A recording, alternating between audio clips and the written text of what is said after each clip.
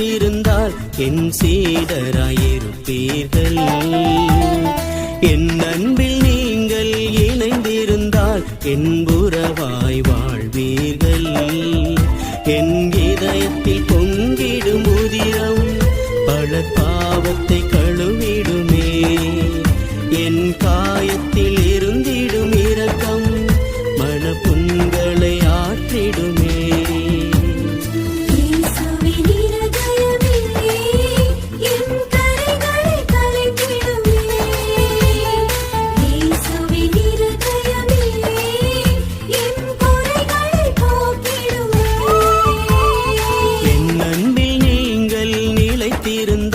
என் சீடராயிருப்பீர்கள். என் அன்பில் நீங்கள் இணைந்திருந்தால் என் உறவாய் வாழ்வீர்கள்.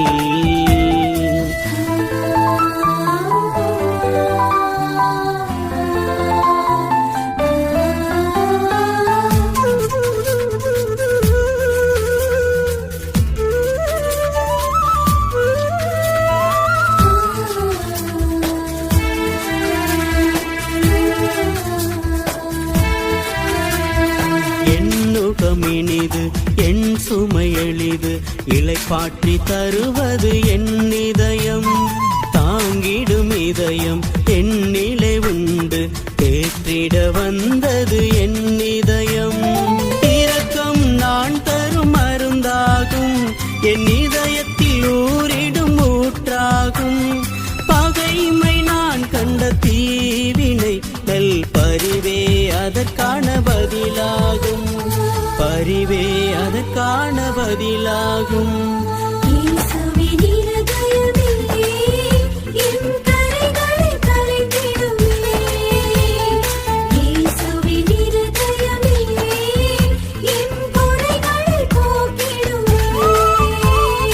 என் அன்பில் நீங்கள் நிலைத்திருந்தால் என் சீடராயிருப்பீர்கள்.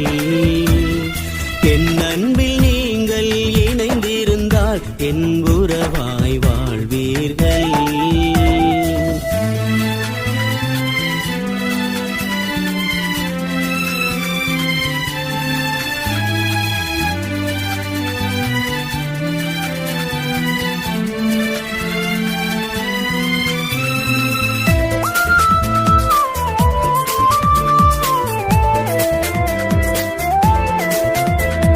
நானே உலகின் ஒளி என்று கூறி வழிகாட்ட வந்ததன் இதய ஒளி.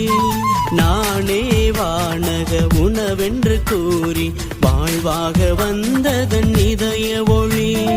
அன்பே நான் கொண்ட ஆயுதம் அது ஆன்மாக்கள் பல வந்து தங்குமிடம். அருளே நான் தரும் ஆனந்தம் அது நிலையில்லா வாழ்வுக்கு வழிகாட்டும். நிலையில்லா வாழ்வுக்கு வழிகாட்டும்.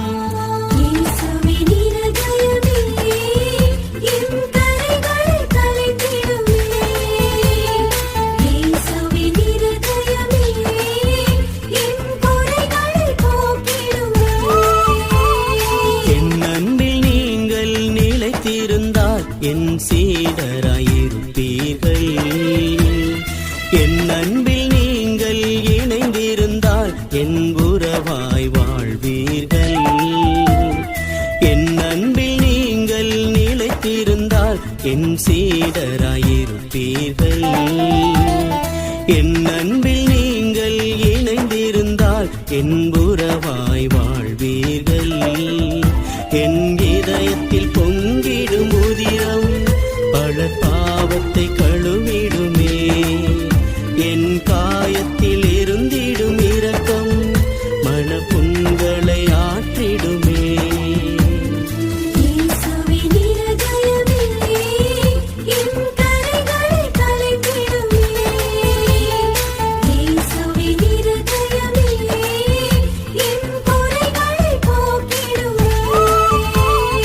என்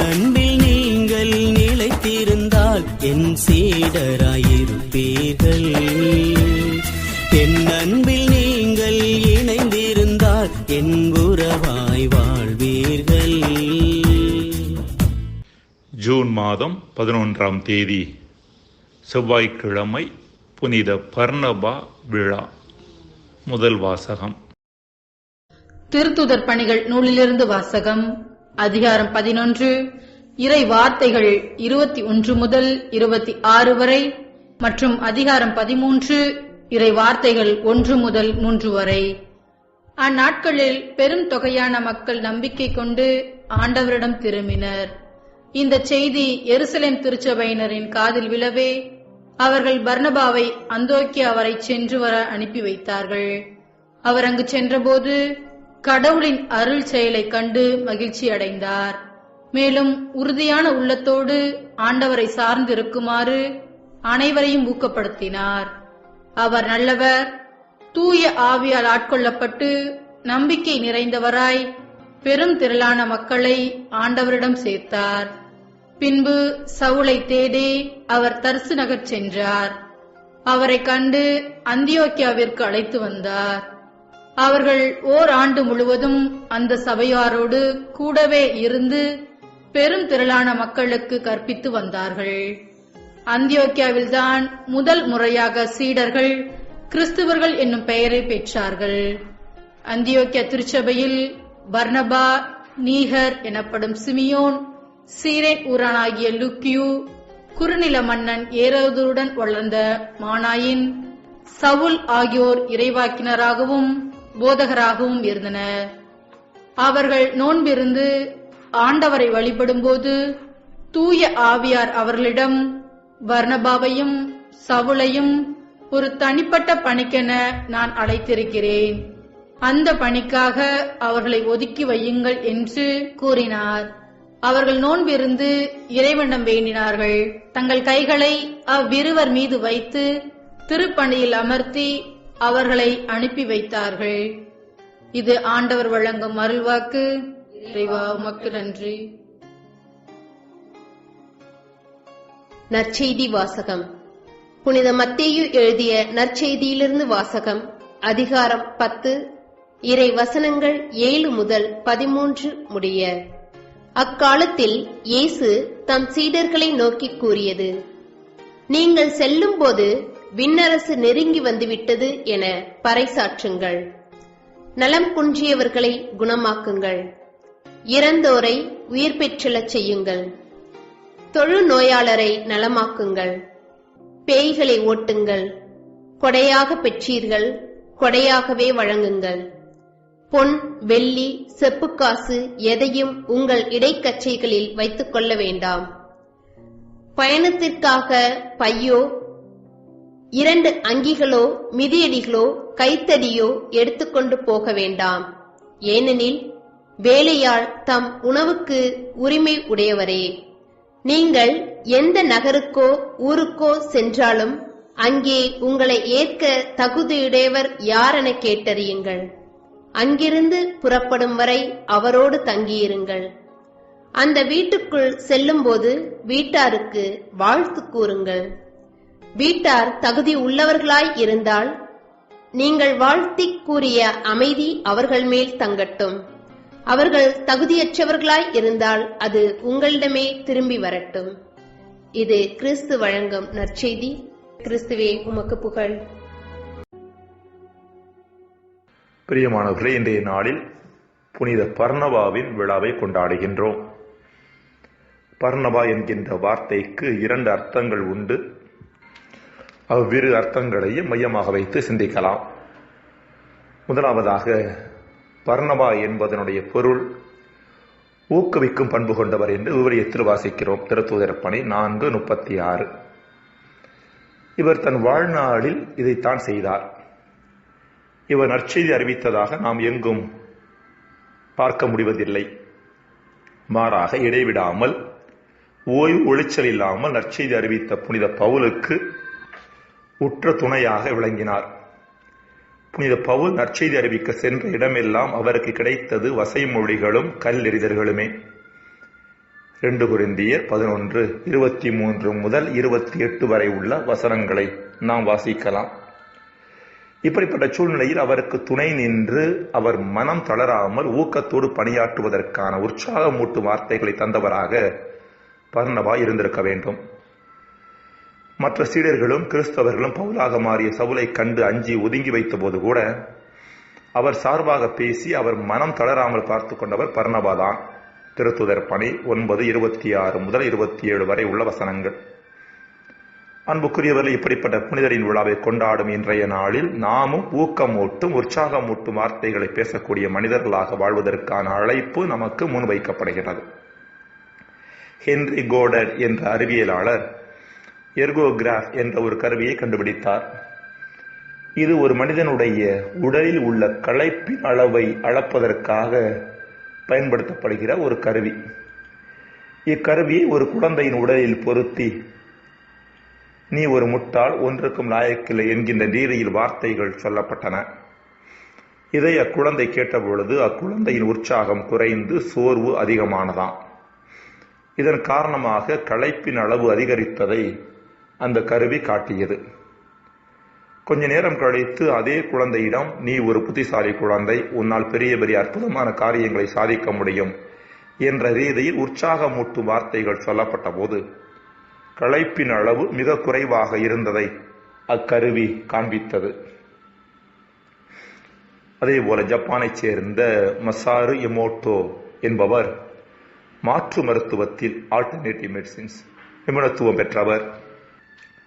1999 அவர் வெளியிட்ட மெசேஜஸ் ஃப்ரம் வாட்டர் என்ற புத்தகத்தால் உலக புகழ் பெற்றார். அவர் அப்புத்தகத்தில் வெளியிட்டிருக்கும் சில ஆய்வு முடிவுகள் பல நிலைகளில் விவாதிக்கப்படுகின்றன. அதில் ஓர் ஆய்வு முடிவு இதோ.